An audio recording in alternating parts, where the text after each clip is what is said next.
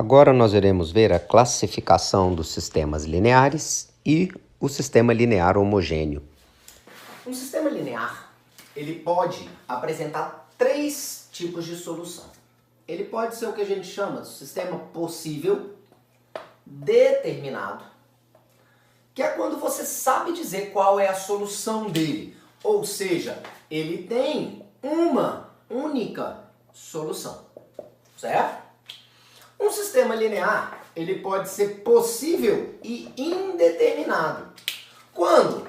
Quando ele tem várias, infinitas soluções.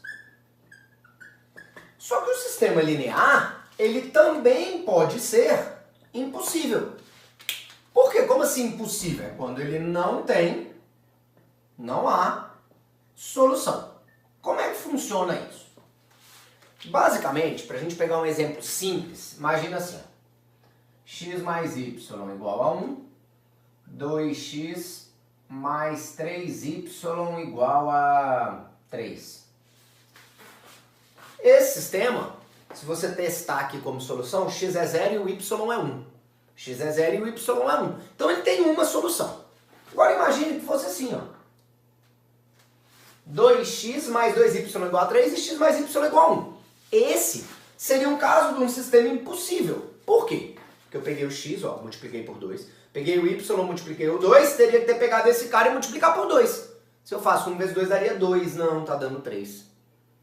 Então tá fora. Esse aqui seria impossível. Mas se fosse assim, seria o que a gente chama de sistema possível e indeterminado, porque ele vai ter várias soluções. Por quê? Porque essas duas equações aqui, ó, elas se equivalem. Então, se eu tirar uma delas, já que elas se equivalem, eu tenho infinitas soluções. Ah, professor, você falou que era 0 e 1. Não, 0 e 1 foi no primeiro exemplo. Mas 0 e 1 é uma solução aqui. Meio e meio é outra solução. Menos 1 no x e 2 no y é solução. Menos 2 no x e 3 no y. E por aí vai. E por aí vai. Então, teria várias soluções. Só que você concorda comigo que se eu tivesse que resolver o sistema para depois classificar, é meio que perde um pouco o sentido? Existe uma forma de você classificar os sistemas lineares sem ter que resolvê-lo. Você só vai resolver se o cara pedir, tá? Que é por meio dos determinantes. Quando a gente tem um sistema possível determinado, o determinante da matriz dos coeficientes é diferente de zero. Professor, não entendi, não lembro o determinante da matriz dos coeficientes. Você monta uma matriz com os coeficientes do x, com os coeficientes do y, com os coeficientes do z. Quando o seu determinante for diferente de zero, o sistema é SPD. Possível determinado, vai ter uma solução só. Quando ele for SPI, o determinante tem que dar zero. E quando ele for SI, o determinante também tem que dar zero. Então, por exemplo, imagine que o cara me peça para classificar um sistema desse. Para classificar um sistema desse, eu iria montar aqui, ó, 1 menos 2, 1, menos 1, 5, 2, 2 menos 3 e 1. Ia calcular esse determinante, tá? Agora, olha só, eu não vou fazer isso aqui agora. Por quê? Não vou calcular o determinante aqui agora. Porque nas questões de 1 a 4 aí do material, o que ele pediu pra gente? Ele pediu pra gente resolver e classificar para fazer os dois. Então, já que eu vou ter que resolver, eu resolvo primeiro, depois eu classifico. Só que aqui a gente vai fazer agora pelo método de Gauss, pelo método do escalonamento de Gauss. Tá? É o escalonamento, você vai eliminar as variáveis. Presta atenção para a gente relembrar esse método que você viu ano passado. Você vai escolher uma das equações para ser a sua equação base. Normalmente eu escolho uma equação que o coeficiente seja 1. Por exemplo, poderia ser a primeira ou a terceira, porque o coeficiente do x é 1. Vou escolher a primeira. Essa primeira, eu não vou mexer nela. Você não mexe mais nela, porque ela é a sua base. E aí você vai multiplicá-la e somá-la. Como assim? Por quanto eu teria que multiplicar minha linha base para a hora que eu somar com a segunda, sumir o x. Aqui está x, então eu tenho que multiplicar por 2, fica 2x, com menos 2x cancela. Então me ajuda aqui, ó. Vamos ver como fica? 2 vezes x dá 2x. Soma com menos 2x, cancelou. Menos y vezes 2 dá menos 2y, mais 5y dá 3y. 4z menos 3z dá z. 1 vezes 2 dá 2, mais 8 dá 10. Certo? Agora, por quanto eu teria que multiplicar? Esquece, você não vai multiplicar e multiplicar de novo não, é como se eu estivesse começando do zero. Por quanto eu tenho que multiplicar essa primeira? Para quando eu somar com a última, sumir o x de novo, por menos 1. Menos 1. X vezes menos 1 dá menos x, somado com x cancela. Menos y vezes menos 1 dá y, mais 2y, 3y. 2e vezes menos 1 dá menos 2e, mais e dá menos e. 1 vezes menos 1 dá menos 1, mais 9 dá 8. E aí a gente agora vai fazer, esquece a primeira, se já foi sua linha base. Vai fazer um escalonamento aqui. Só que o escalonamento aqui tem um jeito bem rápido, porque é só multiplicar a primeira por menos 1, a segunda, né, desculpa, por menos 1 e somar com a terceira. Observa. X menos y mais 2e igual a 1. Olha agora, repete, 3y mais e igual a 10. Vamos lá, me ajuda. 3y vezes menos 1, menos 3y, com 3y 0. Z vezes menos 1 dá menos e, com menos e, menos 2e. 10 vezes menos 1 dá menos 10, mais 8 dá menos 2. Pessoal, então aqui nós temos que o z vale 1. Aí você achou z, você sai achando tudo. Ó. Se o z é 1, fica 3y mais 1 é 10. 3y é igual a 9. Y é 3. Y é 3. E agora aqui, ó, esse x menos 3 mais 2 igual a 1. X menos 1 igual a 1. X vale 2. Então a nossa solução é um terno ordenado. Primeiro vem o x, depois o y, depois o z. 2, 3 e 1. Olha só, quantas soluções a gente achou? Uma só. Só tem um valor para x, um para o y, um para o z. É uma solução. Então esse sistema é um sistema possível determinado. Ele tem apenas uma solução. Número 2. Vamos lá, primeira linha é a base. Ó. X mais y igual a 5 é a minha base. Por quanto eu tenho que multiplicá-la para quando eu somar com a segunda, sumir o x? Por menos 2. X vezes menos 2, menos 2x, mais 2x cancela. Y vezes menos 2, menos 2y, com menos 3y, menos 5y. 5 vezes menos 2 dá menos 10, com 0 dá 10. Por quanto eu teria que multiplicar a primeira para quando eu somar com a terceira, sumir o x? Por menos 3. Menos 3x mais 3x cancela. Menos 3y, menos 4y, menos 7y. 5 vezes menos 3 dá menos 15. Menos 15 mais 2 dá menos 13. Pessoal, presta atenção comigo aqui, ó. Olha o problema que a gente tem aqui. Quando eu resolvo o y aqui, dá menos 2. Quando eu resolvo o y aqui, dá 13 sobre 7. Só que num sistema, o mesmo valor que eu achar para y numa variável, eu tenho que achar na outra.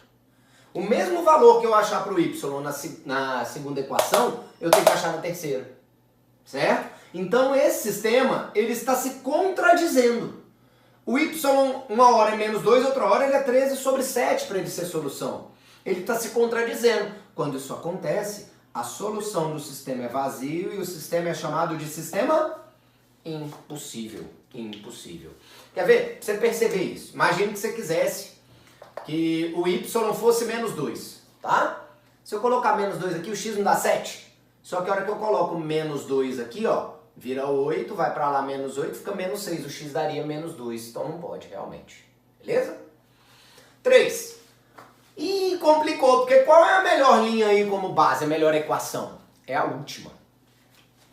Por quanto eu tenho que multiplicá-la?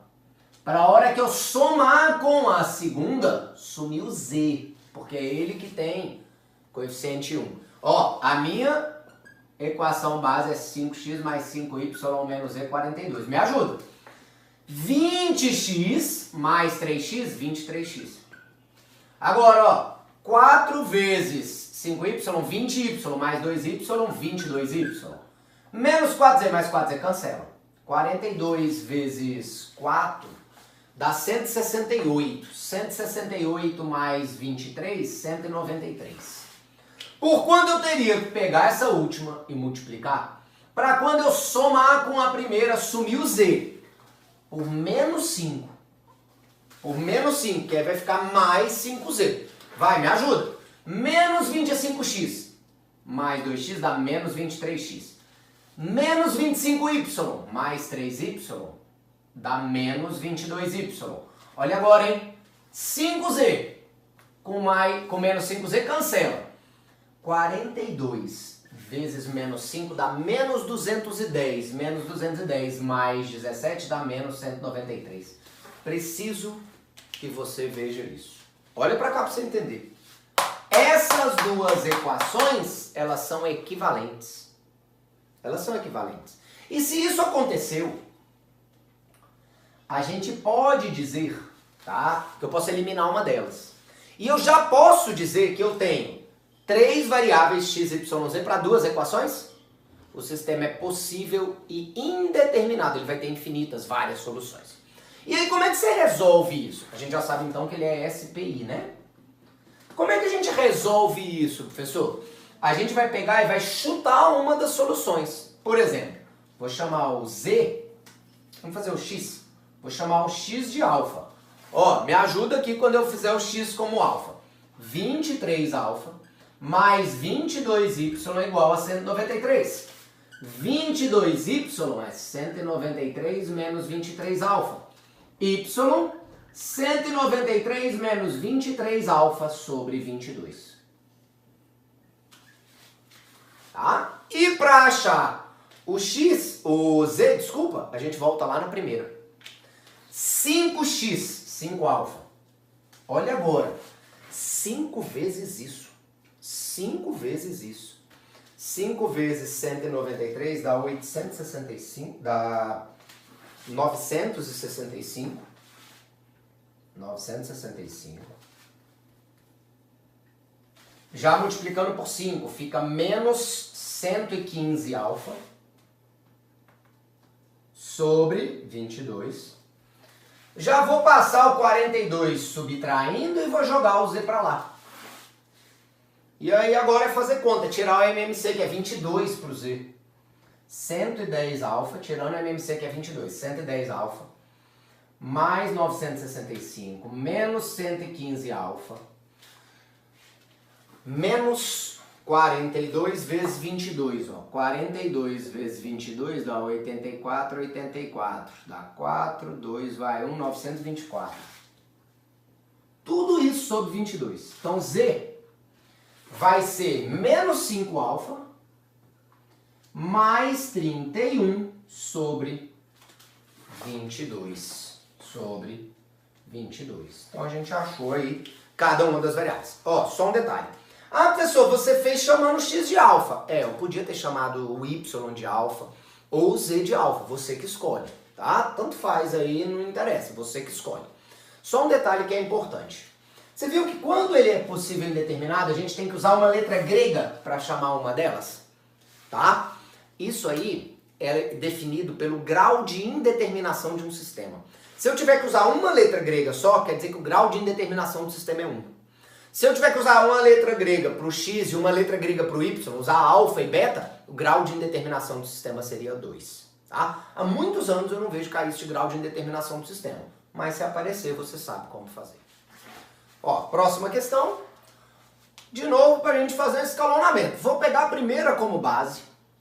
E por quanto eu teria que multiplicá-la para a hora que eu somar com a segunda, para quando eu somar com essa segunda aí, sumir o z, eu tenho que multiplicar por menos 2.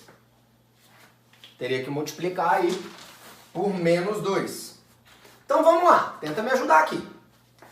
Primeiro, a primeira é a minha linha base. 2x mais y menos z igual a 1. Multiplicando por menos 2, fica menos 4x com 4x cancela. Menos 2y mais 2y cancela. Olha agora, mais 2z com menos 2z cancela. Ficou 0. Igual 1 com vezes menos 2 dá menos 2. Com mais 2 deu 0. 0 igual a 0. o que é verdade. Isso significa que esse sistema só tem uma equação. Então ele é chamado de possível e indeterminado. Só que olha só, ele tem uma equação só e quantas variáveis? 3. Então eu vou chamar, por exemplo, o y de alfa e o z de beta. Vou ter que chamar duas letras, né? O grau de indeterminação dele é 2. Me ajuda aqui, ó. 2x mais alfa menos beta igual a 1. 2x igual a 1 menos alfa mais beta. X é 1 menos alfa mais beta sobre 2. Olha a solução. É o termo ordenado, que vem o x. 1 menos alfa mais beta sobre 2. O y, que é alfa, e o z, que é beta. Essa é a nossa solução com grau de indeterminação 2 no sistema possível e indeterminado.